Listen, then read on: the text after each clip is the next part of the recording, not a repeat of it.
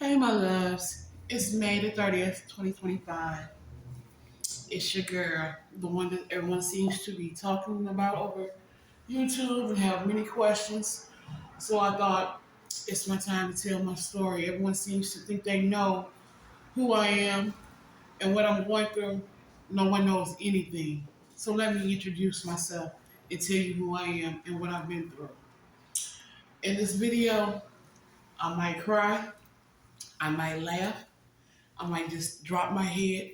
I feel all kind of emotions because I've been through a lot. Just because I don't look like what I've been through doesn't mean I haven't been through anything. I'm not a person that likes to over talk things, so I'm gonna try not to run through it. It's the way I want to do this. I want to have two series with several parts. It's gonna be a long story, but it's gonna be worth it. So stay with me.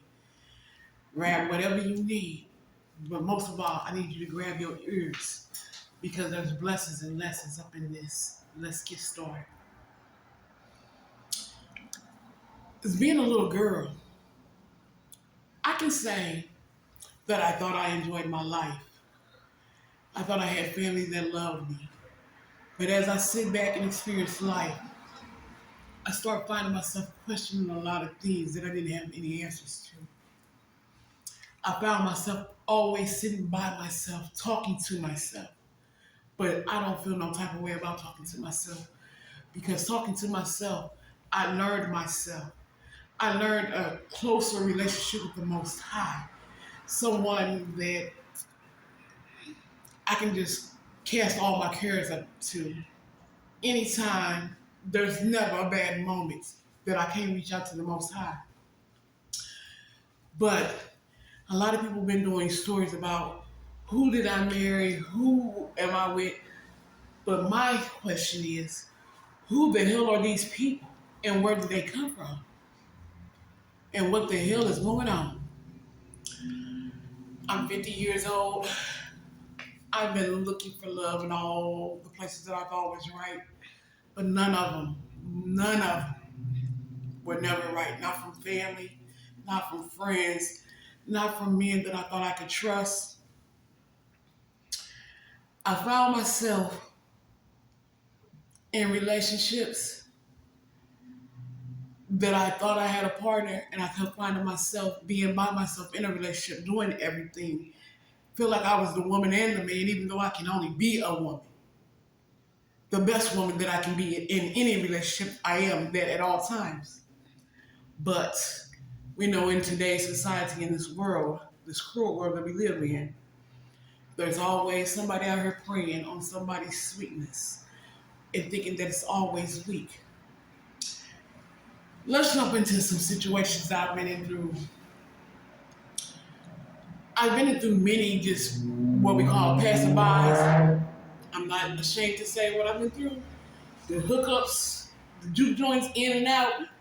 I've been that girl through my early 20s, late 20s, 30s, 40s. I slowed down at the end of the 40s. I started to learn myself a little bit more. But I'm going to tell you about the relationship, the 10-year relationship that I was in.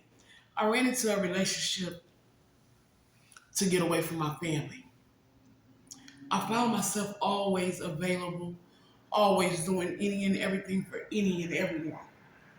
I've always put myself on the front line and left me behind the line. I was always on the front line for everybody else, fighting, love, money, help, whatever it is. There was no limit to the love that I gave my family and friends because that's how I love.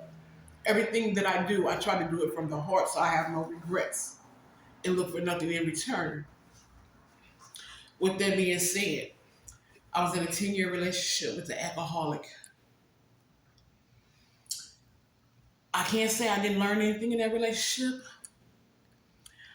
I learned how to become a better woman, or should I say, a grown woman. I learned things that I didn't like, things that I liked, and things that I haven't experienced.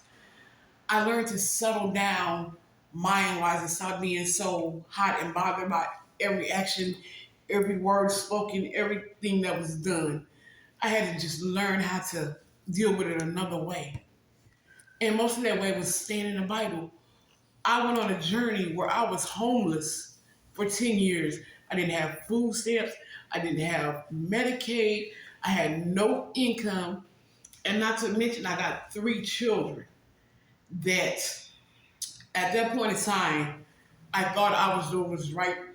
I was trying to better my life. So I signed my children over temporary, which was only supposed to be good for 1 year for my children to go while I put myself through school and better myself and to get stable in my own housing.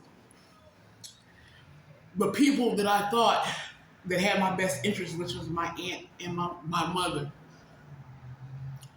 those are the 2 people that took my children. 2 of them went to Mississippi and one stayed here in St. Louis. That was one of the worst mistakes I could ever make.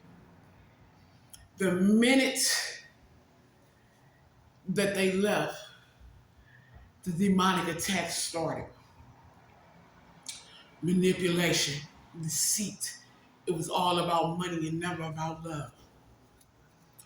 Me going through things, dealing with a sick father who was diagnosed with dementia, who stayed approximately 30 minutes from where I stayed. Mind you, I don't drive, so getting around to seeing people that meant the most, it was like I had to depend on one person who had a car, which was my mother. Now, let me remind you, let me go back through the relationship. My mother and I had a relationship that at the beginning, I loved it. When I did get to see her, my mother worked 3 jobs and I seen her when I could. But most of the time I was with my grandmother and my aunt on my dad's side of the family. But growing up with my mother's side of the family, I was never accepted. I was the product of what they like to call Granny Goodwitch, the white girl. I was too light skinned to be over here.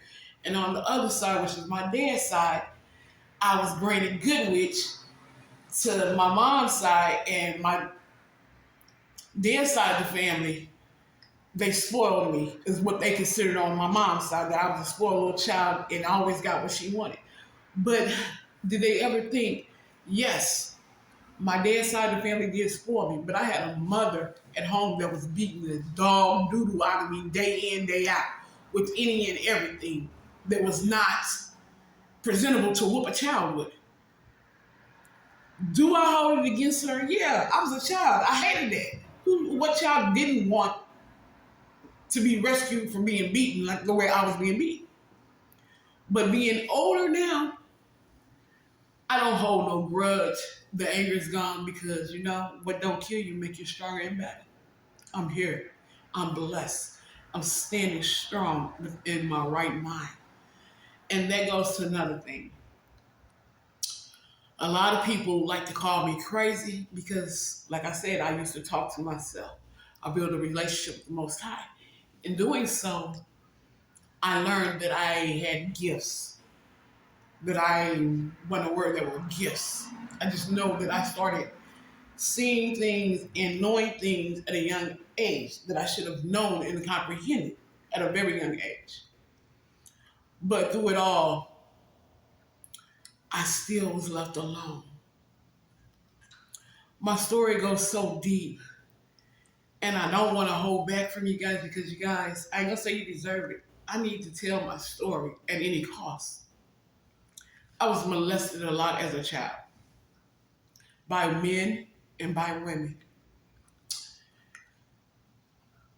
It's so hard to tell your mother or your parents things are going on when you have a parent that when you told, they beat your ass. They took you to the hospital and beat your ass because you told them you was being molested. So what that does, that closed down every aspect of, I'm not gonna say so much trust, but I don't want to tell you nothing because there's a consequence for me to tell you what's going on with me that's hurting me, but it's a deeper consequence for me to tell somebody who's supposed to be my protector that's going to do worse than what was done to me by me telling. So, being a young child, I learned to hide and bottle a lot of things up and just deal with it. became a child that liked to be alone. I love to come out and see you, but I was that person to run back to the room. Hi and bye. That's how I like to keep it because I didn't want to be around anybody. I felt a sense of I was good on one side and not good enough on the other side. And being a child, going through that, it messed me up in certain areas of my life. I became a prayer. That's all I knew I could do is pray. And I always say, ain't nobody in this world can pray better than me because that's all I know is prayer. I've been praying from probably the age of 5 that I can remember. And I'm 50 now. I've been praying. I'll come to people and talk a little bit, but I'm crazy because they don't want to hear it, or I know too much, or I'm telling their story that they done. But as time moves on, life goes on. Like I said, that 10-year relationship I was in, it wasn't all bad, but it wasn't definitely good. Chaotic, alcoholic. I go to sleep and get hit upside my head in the middle of my sleep for I don't know what. Because the person didn't have a beer or whatever it was. I didn't have any income, but I've always been a hustler. The Most High always made sure that I never went without anything. I paid this man's bills with no job. All his bills. He goes to his family and tell them that I'm no help. I'm living in his house, that he needs help. Got his family looking at me crazy because he's an alcoholic and all his money. He didn't even have money. It was me doing everything. But he would go to his family and feed the lies that I was a no good, this and that and that and that. I wasn't contributing anything. But to certain people, he loved me. I was his world. I don't rock that away. I don't play no fences. Either you down or you up, in or out. It ain't no in between with me. I've never rocked that away, and I'm not gonna never rock that away. Moving on. It got so bad in this 10-year relationship. I left in 2010. We started that relationship in 2005. I was staying with my sister. Like I said, I went and got with that man to get away from my family. They was using me and thought I didn't understand and didn't know I was being used as bad as I was. Them people that love you when you got become your best friend. As soon as you give them what you got, and when you get low, you this and that, you everything besides the person that you was to them. Yeah,